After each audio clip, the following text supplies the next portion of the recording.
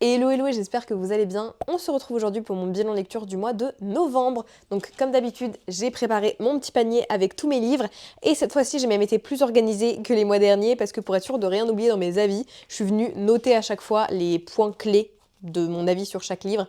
Comme ça voilà, je suis pas frustrée parce qu'il y a des moments où je re-regarde le bilan de lecture une fois que je l'ai tourné et je me dis mince, j'aurais bien voulu penser à dire ça aussi sur le livre. Donc là, j'ai été organisée, j'ai tout noté et normalement je n'oublierai rien. Comme d'habitude, on commence par les livres que je n'ai pas avec moi, donc que j'ai écoutés en audio ou alors juste que j'avais emprunté. Le premier c'est Mallory de Josh Malerman, donc c'est la suite de Bird Box que j'avais beaucoup aimé. On se replonge dans le même univers. Bird Box, je vous fais un résumé un petit peu à ma sauce parce que je l'ai lu il y a un moment, mais ça se passe sur notre planète, dans notre monde à nous, sauf que du jour au lendemain, il y a des sortes de créatures que vous ne pouvez pas vraiment... Votre esprit peut pas vraiment les appréhender, mais si jamais vous arrivez à les apercevoir, si vos yeux arrivent à les entreapercevoir, eh bien vous devenez fou. Donc soit vous vous suicidez, soit vous devenez fou et vous forcez les gens à essayer d'apercevoir eux aussi les créatures. Donc tout le monde apprend à vivre un petit peu de façon aveugle, c'est-à-dire sans plus rien voir, en se protégeant dès qu'on est dehors, en se cachant les yeux et à l'intérieur à vérifier au préalable qu'il n'y ait aucune créature avant de pouvoir enlever son bandeau. Et dans le tome 1, on y suit donc Mallory qui va essayer de protéger 2 de ses enfants des créatures pour essayer de trouver un lieu sûr.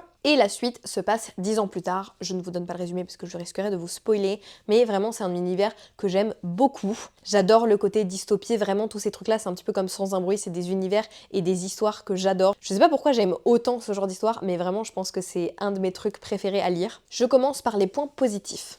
Déjà, le concept est trop cool. J'adore l'idée d'avoir ces créatures qu'on ne peut pas vraiment les voir, c'est-à-dire qu'on n'arrive pas à savoir, personne n'est capable de dire ce à quoi elles ressemblent, tout simplement parce que soit vous devenez fou et vous vous suicidez, soit vous devenez fou et vous forcez les autres à le devenir, mais il y a cette impression qu'elles sont un petit peu immatérielles, qu'elles sont pas solides, que ce qui rend fou c'est le fait qu'on puisse pas les appréhender, et ça je trouve que le concept est trop cool. Et puis je m'étais dit c'est assez compliqué de décrire un livre où les personnages ne voient quasiment rien pendant une grande partie du livre et encore plus de l'adapter en film ensuite, mais ça j'ai trouvé que c'était très bien fait dans le 1 comme dans le 2. Et puis j'aime beaucoup les personnages. Dans le tome 2, je vous spoil pas, mais on y suit des adolescents et j'ai trouvé que c'était intéressant de voir que même dans un monde où il y a eu une apocalypse, les adolescents continueront de se comporter comme des adolescents, d'aller tester les limites, et ça j'ai trouvé que c'était assez réaliste. On a aussi des personnages qui sont un petit peu tous aux antipodes les uns des autres, et donc on a un cast de personnages qui est hyper diversifié, et ça c'était très intéressant. Il y a tous les personnages qui vont réagir assez différemment à ce qu'ils ont vécu, comment est-ce qu'ils vont gérer leur traumatisme, comment est-ce qu'ils s'adaptent à ce monde-là dans lequel ils doivent vivre et survivre surtout. Et puis voilà, j'ai bien aimé en apprendre plus sur les créatures. J'ai aussi trouvé que l'ambiance, elle était vraiment top, cette ambiance très oppressante. On ressent la peur et la détresse des gens qui sont obligés de survivre plus qu'ils ne vivent et qui pensent à chaque fois à leur vie d'antan et en même temps qui oublient comment est-ce qu'on vivait avant que ça se passe. Ça, je trouvais que c'était très bien fait. Mais pour les points un petit peu plus négatifs, j'ai trouvé que la fin était trop rapide. Je trouve que ça se conclut très rapidement et du coup, il y a un côté un petit peu insatisfait. Je reste sur ma fin parce que on est à fond dans l'action et d'un coup, bim, c'est la fin. Et en plus de ça, j'ai pas eu toutes les réponses que je voulais à mes questions et vous savez que c'est quelque chose qui me frustre beaucoup parce qu'il y a beaucoup de questions qui sont levées dans ce deuxième tome et j'ai pas eu toutes les réponses, donc j'ai l'impression qu'il y a une fin un petit peu trop facile sur certains aspects. Et puis surtout, le plot twist final est un petit peu décevant dans le sens où, pour que ce soit réussi pour moi, il aurait fallu que la justification de fin soit un petit peu plus complexe. Là, je me dis, ok, mais si c'était si simple, les choses auraient dû être autrement. Je sais pas si je peux pas trop vous en dire, donc je dis juste ça. Donc voilà, c'est un 3,5 sur 5. Ensuite, le second que je n'ai pas avec moi, c'est Monstress, puisque je l'ai emprunté à ma mère. On est parti à Center Parcs au début du mois de novembre et je lui ai emprunté. C'est une BD. Il y a plusieurs tomes qui sont sortis. Moi, je n'ai lu que le tome 1 pour le moment. J'ai très envie de lire la suite.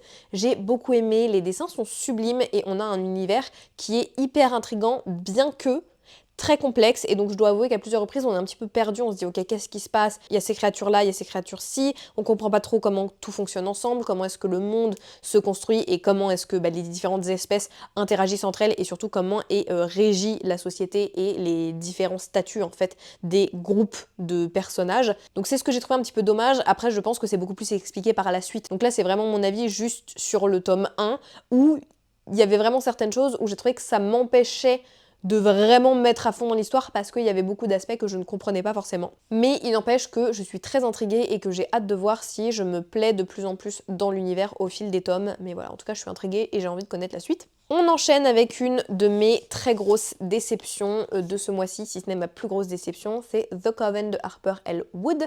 Tout simplement le livre qui m'a fait me désabonner de la box Romantasy Fairyloot parce que je pense qu'il y a une vraie incompréhension chez Fairyloot. La box Romantasy pour moi c'est censé être de la romance avec de la fantasy et pas de la dark romance avec un fond de fantasy et 90% de smut à chaque livre qu'on reçoit. Donc voilà, je pense que ça plaît à certaines personnes, mais pour moi on est plus sur une box dark romance fantasy que romantasy, voilà, et ça c'est typiquement tout ce que je déteste dans ce genre de livre. En fait ça regroupe tout ce que je n'aime pas, c'est-à-dire une relation hyper toxique, un personnage masculin très très très problématique dans son comportement, une mise en avant de types de relations où il y a clairement un abus de pouvoir. Pour vous parler du résumé, on y suit une jeune fille qui, son père en gros, l'a éduquée pour qu'elle se venge du coven de sorcières et à la mort de sa mère, eh bien elle va devoir intégrer ce même coven pour essayer de le faire tomber et aussi pour protéger son frère. Sauf que ce coven-là est notamment en partie dirigé par une sorte de démon qui est le directeur de l'établissement. Donc c'est là où je vous dis relation un petit peu d'abus de pouvoir parce que c'est une élève étudiante et lui c'est un monstre. Et là je vais donner des spoilers, donc je vous mettrai le timecode de fin ensuite parce que j'ai besoin de vous citer les passages qui m'ont dérangé pour que vous compreniez à quel point je ne comprends pas qu'on mette ce livre dans une box romantasy sans préciser qu'il y a énormément de trigger warning et sans préciser que c'était une dark romance et non pas une romantasy. Je sors donc mon petit carnet parce que j'ai noté tout ce qui m'a énervé dans ce livre-ci. Déjà, plusieurs moments, il la touche sans son consentement. On va avoir une scène où elle est en train de dormir. À ce moment-là, elle ne l'apprécie pas du tout. Vraiment, elle le déteste. Le monsieur va rentrer dans sa chambre, la déshabiller sans son consentement pour la mettre en pyjama, en profitant pour la reluquer de A à Z pendant qu'elle est à moitié nue. Voilà, déjà, je lis ça, je me dis ok, d'accord, ça commence vraiment très très mal. Hein. J'ai hésité à l'abandonner tout de suite, mais j'avais payé avec un crédit audio, donc je voulais rentabiliser mes sous. Ensuite, on a un autre truc où les sorcières doivent être attachées pour une cérémonie, pour être mises à disposition des démons. Alors, elles ont le choix ou non, ça va, de coucher ou pas avec eux, mais elles sont obligées d'être attachées, les mains au-dessus de la tête et en nuisette. Voilà, ça, elles n'ont pas le choix. Donc déjà, je me dis, ok. Vraiment, les femmes qui écrivent ce genre de livre, je me dis, ok, bon, écoute, si on aime nous-mêmes s'objectifier autant, comment est-ce qu'on va combattre le problème?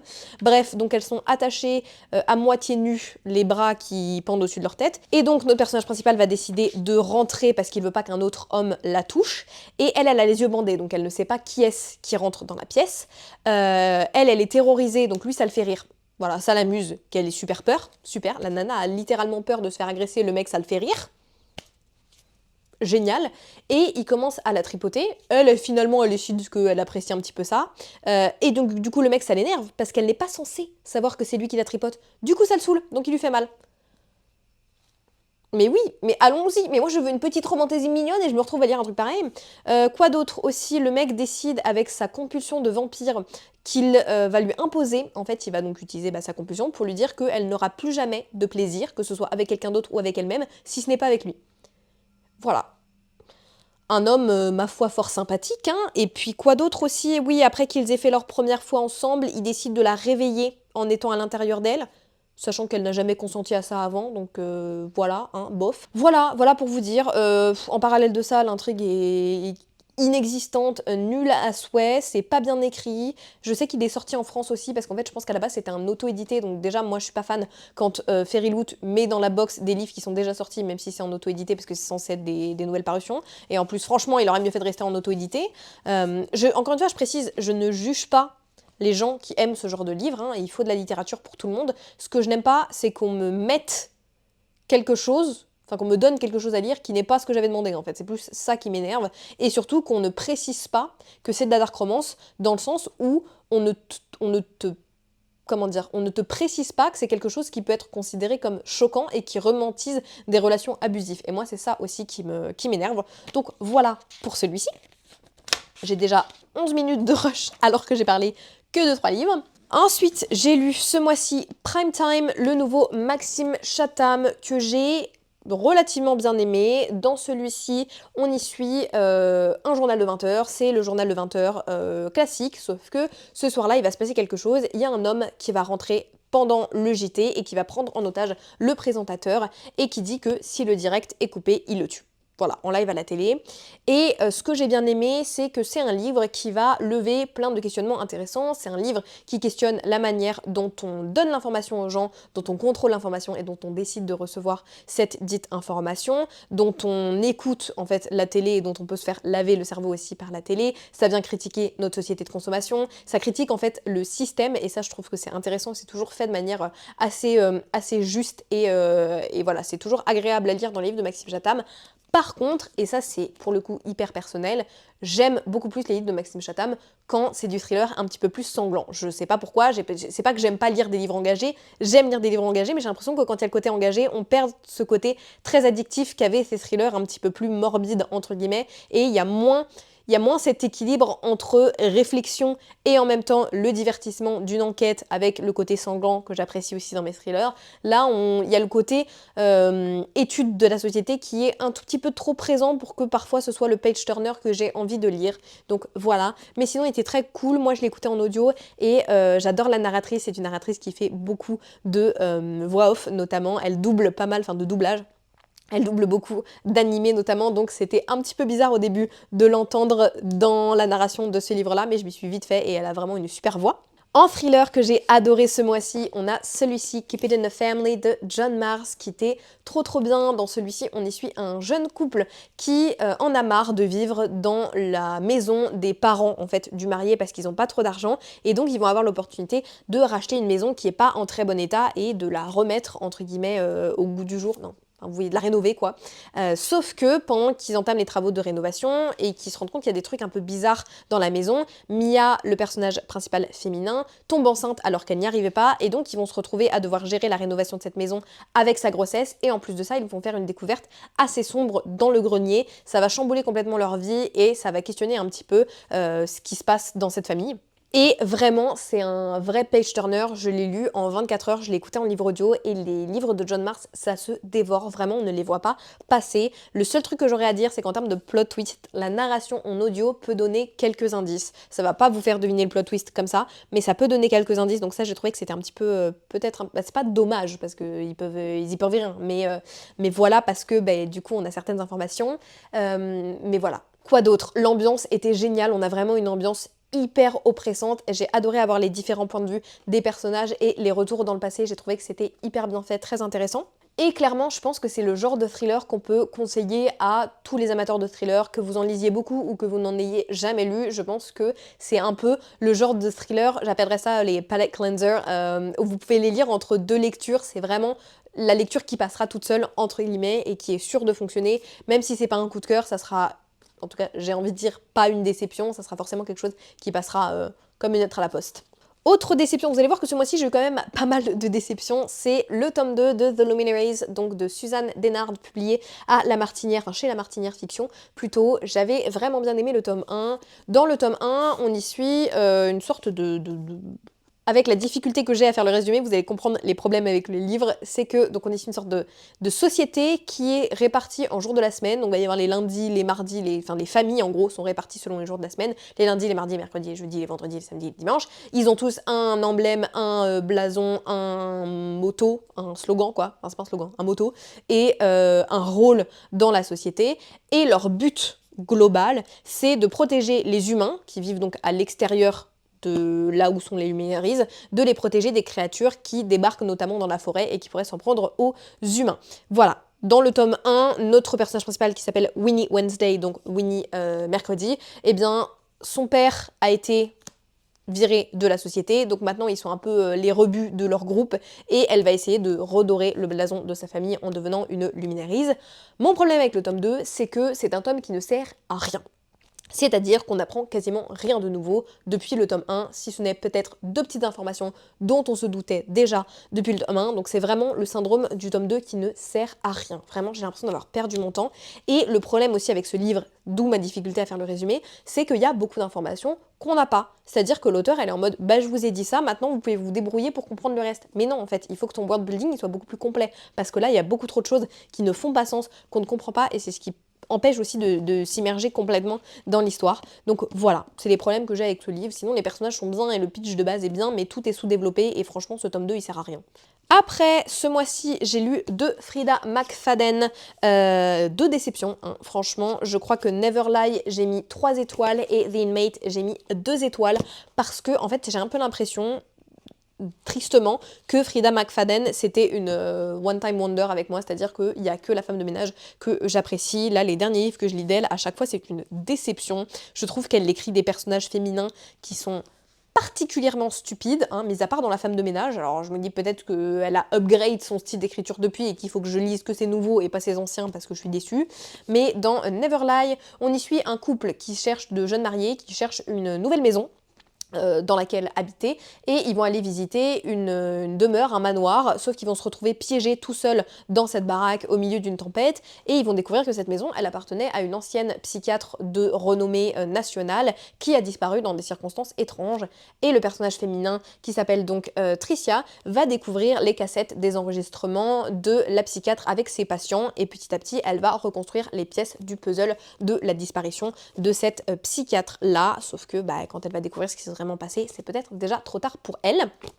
Et encore le même problème que dans The Teacher avec Frida McFadden, c'est qu'elle fait des plot twists qui ne sont pas possibles. C'est-à-dire, je vous explique que si vous connaissez le plot twist, 90% du roman ne fait pas sens. Si vous le relisez en connaissant la fin, 90% du livre ne fonctionne pas. Et je trouve ça fou. C'est vraiment, c'est pas juste un problème de plot twist légèrement incohérent, c'est vraiment que tout le récit, c'est pas possible. Tout ce que font les personnages, tout ce que disent les personnages, en fonction du plot twist, ça ne marche pas en fait. Je vous dis un truc qui n'est pas par rapport à ce livre-là, hein, c'est pas pour vous spoiler, mais c'est comme par exemple dire à la fin, ce personnage-là était complètement allergique aux arachides, alors que pendant tout le livre, il a bouffé des arachides. Et qu'à la fin, elle te dit, il aurait dû mourir s'il en avait mangé. Vous voyez ce que je veux dire? J'essaie de vous faire un truc qui vous spoil pas le livre, mais c'est vraiment ça, c'est te dire un truc à la fin, mais tout le livre, dans toute sa construction, c'était tout l'inverse. Et du coup, ça ne fonctionne pas. Et ça me frustre parce que j'ai l'impression d'avoir perdu mon temps énormément, alors que j'ai vraiment beaucoup aimé le format, puisqu'en plus, moi, je l'écoutais en audio. Et donc, il y a le format où on a aussi les extraits des cassettes de la psychiatre avec ses patients. Ça, j'ai trouvé que c'était trop bien. Elle a aussi cette facilité-là à nous envoyer sur des fausses pistes, le problème étant qu'elle le fait à chaque fois dans tous ses livres de la même manière, donc on se doute qu'à chaque fois qu'elle nous envoie sur une fausse piste, que c'est pas cette fausse piste, et que c'est autre chose. Donc ça aussi, ça nous aiguille, dans le sens où elle reste toujours sur le même schéma, et c'est ça, moi, qui m'énerve. Et elle le fait vraiment... Pour le coup, j'ai l'impression que ça, elle le fait aussi même dans La femme de ménage, et du coup, c'est un peu dommage. Alors, bien évidemment, c'est fait dans beaucoup de thrillers, mais il y a manière de faire, et j'ai l'impression que c'est toujours le même schéma, ce qui est là un petit peu décevant. Après, j'ai lu beaucoup de thrillers ce mois-ci, donc peut-être que ça m'a plus tapé sur le système, parce que j'en ai eu beaucoup. Aussi, côté positif, ça se lit tout seul, hein. Je l'ai lu en 24 heures, encore une fois, ça se dévore, mais là, les côtés négatifs vont plus peser que les côtés positifs. Et puis, aussi, je pense que du coup, il faut qu'elle arrête, hein, avec les livres à la première personne, parce que à chaque fois, elle fait ça, à chaque fois, elle fait un plot twist, et ensuite, elle met un point de vue à la première personne, tout le livre, et ça ne fonctionne pas. Voilà, ça ne fonctionne pas. Je le tiens n'importe comment, ce livre. Donc voilà, et en plus, il y a beaucoup de répétitions des mêmes informations, ça se répète, ça se répète, ça se répète, donc ça, c'est dommage. C'est très redondant, j'ai l'impression que parfois, elle nous prend un peu pour des débiles, quoi. Et celui-ci est encore moins bien noté parce que j'ai mis 2 étoiles, je suis désolée Frida, mais là ce mois-ci, toi et moi, ça n'a pas fonctionné malheureusement. Celui-ci, on y suit une nurse practitioner. Alors, je vous ai dit n'importe quoi la dernière fois dans mon book haul, ça existe, nurse practitioner, c'est dur à dire, en France aussi. Et donc, on y suit cette jeune femme-là qui va avoir un emploi dans une prison de haute sécurité. Dans cette prison, il y a 3 règles, traiter les prisonniers avec respect. Alors ça me fume de rire, hein. On lui dit que c'est une des 3 règles, alors que dans la prison, tous les gens qui travaillent dans la prison traitent les prisonniers mais comme des grosses 1-1, je m'auto-censure parce que attention sinon je perds ma monétisation, mais voilà, tous les employés traitent les prisonniers n'importe comment, et la première règle qu'on lui dit c'est faut traiter tous les prisonniers avec respect. Je n'y crois pas. Deuxième règle, ne jamais révéler d'informations personnelles aux gens qui arrivent dans la prison. Première chose que fait cette dame, hein, d'ailleurs, on lui dit pareil, ne révèle jamais d'informations. Qu'est-ce qu'elle fait? Elle arrive, ça fait 2 heures qu'elle est là, elle raconte toute sa life. Madame, au bout d'un moment, réfléchit. Et troisième règle, ne jamais devenir trop amical avec les détenus, sachant que elle a déjà brisé toutes les règles, et y compris la règle la plus importante, puisque elle est sortie avec un des détenus qui s'appelle Shane. C'était son amour de lycée, et surtout c'est de sa faute, entre guillemets, enfin bon, c'est pas de sa faute, mais c'est son témoignage qui lui a permis, enfin qui a fait qu'il s'est retrouvé en prison avec une peine de perpétuité, parce qu'il est en prison pour tentative de meurtre et meurtre. Et en plus, le résumé dit des trucs. Et c'est pas vrai. C'est pas vrai. Parce qu'ils disent que là, Shane, il est au courant, donc c'est elle qui l'a foutu en prison, et qu'il ne l'oubliera jamais. Sachant que dès leur première rencontre, le mec lui dit « Non mais je t'en veux pas. T'inquiète, de toute façon, moi je te le dis, c'est pas moi qui ai fait le coup, donc je t'en veux pas. » Voilà. Alors après, je vous dis pas si c'est lui qui a fait le coup ou pas, parce que ça, pour ça, il faut lire le livre, même si je vous conseille pas de lire le livre. Pour ce qui est de mon avis, attention, là j'ai écrit une page d'avis. C'est long. Déjà, encore une fois, hyper prévisible, franchement. Très très très prévisible, c'est-à-dire qu'encore une fois, on sait qu'elle va nous emmener sur 25 000 pistes, donc on se dit, ok, vers là où elle essaie de nous emmener, c'est pas ça. Il y a une partie du plot twist qui est pas prévisible, mais encore une fois, pourquoi? Parce qu'il n'est pas cohérent, voilà, donc un petit peu relou. Déjà, cette nana-là, elle a absolument aucun instinct. Je vous rappelle qu'au début, il est quand même persuadé que Monsieur Shane, qui est en prison, a tenté de l'étrangler, et qu'il a tué ses amis. Hein. Parce que c'est ça le truc, c'est que le mec, il est accusé de meurtre, et de tentative de meurtre sur la personne qui est Brooke. Mais elle le voit et elle est en mode il a essayé de me tuer mais il est quand même vachement beau gosse. Oh il regarde mes seins. Bah ça fait longtemps qu'il n'en a pas vu. Madame, tu es censée... Et ça, en plus elle raconte à tout le monde qu'elle est traumatisée. Elle, ça fait 10 ans je m'en suis pas remise de cette tentative d'étranglement. Il a essayé de me tuer. Par contre ça dérange pas qu'il regarde ses seins. Elle le trouve quand même vachement beau gosse. Et peut-être qu'en fait elle l'aime bien. Aucun instinct. Les personnages féminins dans ces livres-là, j'ai l'impression qu'ils sont stupides. En plus de ça, elle ignore tous les red flags, elle a je sais pas, peut-être c'est pas lui, alors que tout le monde autour lui dit non mais lui, c'est vraiment pas un mec bien. Il a des antécédents de violence, il est accessoirement accusé de t'avoir tenté de te mettre fin à tes jours. Et on passe à la partie spoil, parce qu'encore une fois, pour vous expliquer les incohérences, il faut que je spoil un petit peu. Donc encore une fois, je vous mets le timecode ici. Voilà, partez, sinon je vais spoiler.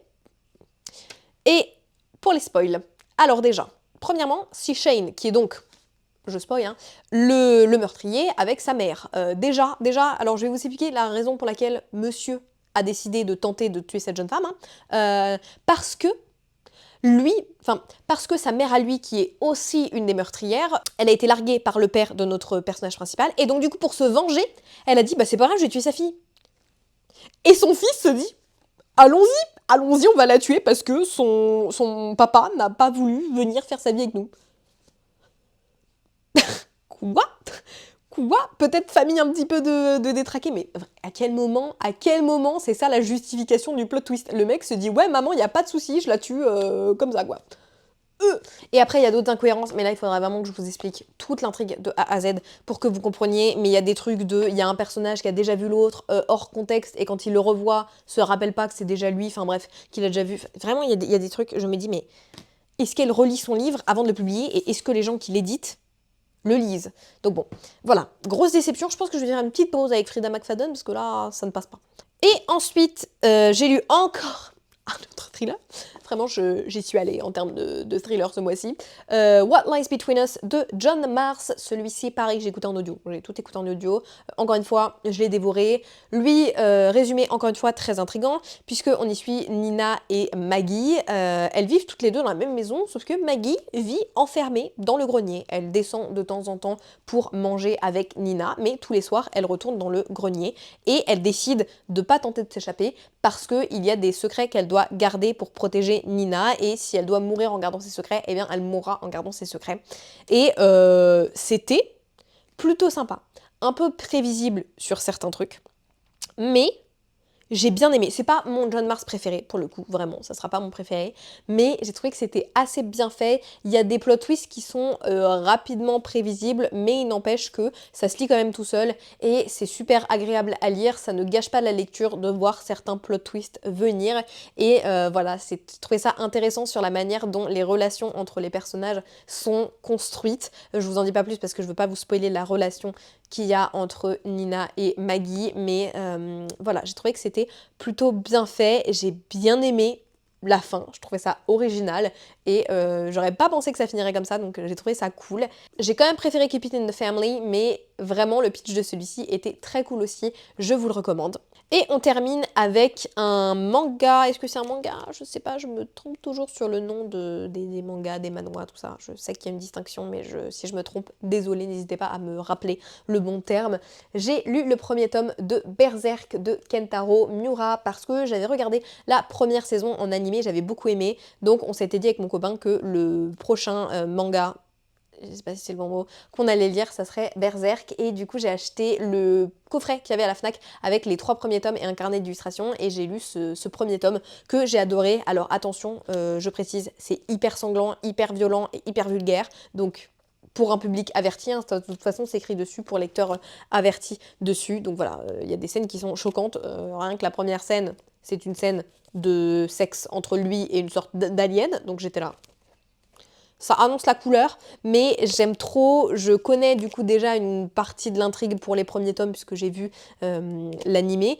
Mais j'aime trop l'univers, j'adore découvrir un petit peu les prémices justement de l'univers parce que en sachant ce qui arrive, je trouve ça trop cool de commencer à découvrir un petit peu comment c'est construit. J'aime trop le personnage de Guts, je sais pas si je le prononce bien. Voilà, j'ai trop aimé ce tome 1, je trouve que ça se lit super vite en plus. J'adore les One Piece, mais je trouve que clairement un tome de Berserk se lit plus vite qu'un tome de One Piece. Et puis voilà, j'ai les 6 premiers tomes, donc clairement je vais continuer à les lire ce mois-ci.